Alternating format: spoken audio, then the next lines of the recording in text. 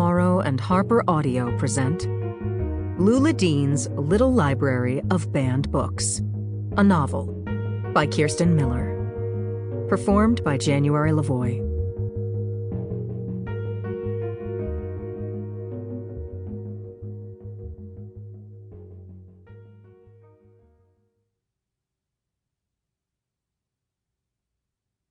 In this novel, Lula Dean creates a lending library outside her home. There is a not-for-profit organization called Little Free Library, which is devoted to fostering neighborhood book exchanges throughout the world.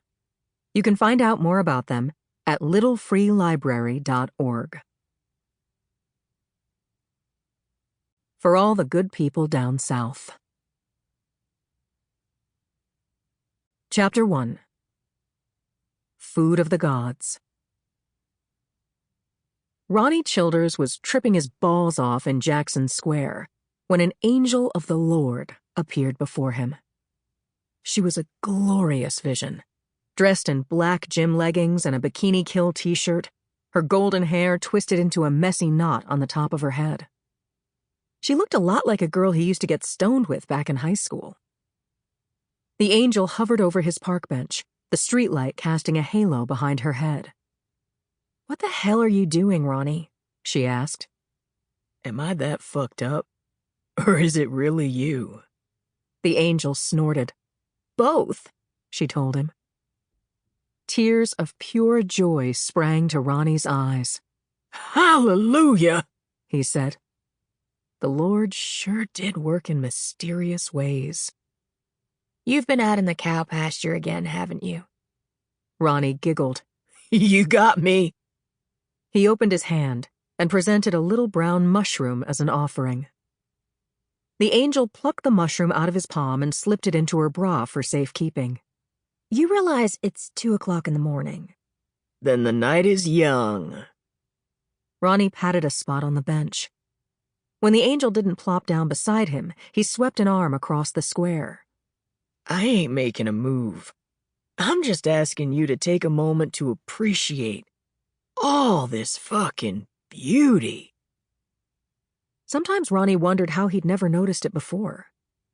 He'd spent half his life in Troy's town square, under the branches of its giant oaks and magnolias.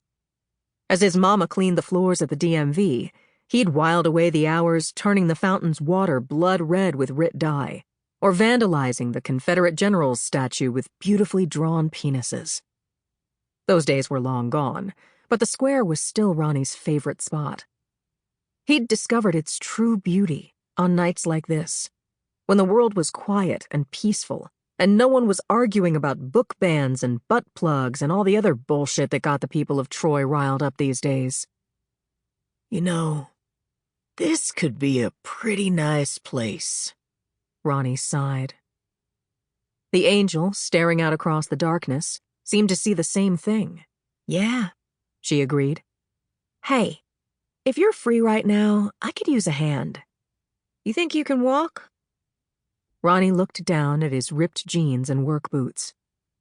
His right leg kicked out when he willed it to move. "Looks as if. Where are we heading?" For the first time, he noticed the giant suitcase she'd been wheeling behind her. "To cause some trouble," the angel told him. "Fuck yeah." Ronnie stood up and shook out his lanky limbs. "That's rule number 1 in the Ronnie Childers playbook. Never turn your nose up at trouble." It really didn't get any better than this, Ronnie thought. High as hell and traveling through the night with an angel on a mission. He'd have to be at work at the Piggly Wiggly in a few short hours, but that was just to pay the bills. This was the sort of experience that fed the soul. Ronnie was absolutely certain that the world would be a much better place if more folks stepped out of the boxes they'd come packed in and opened their minds to the mysteries of the universe. It wasn't until the angel stopped in front of a house that reminded Ronnie of a prissy white wedding cake that he started his slow descent from the heavens.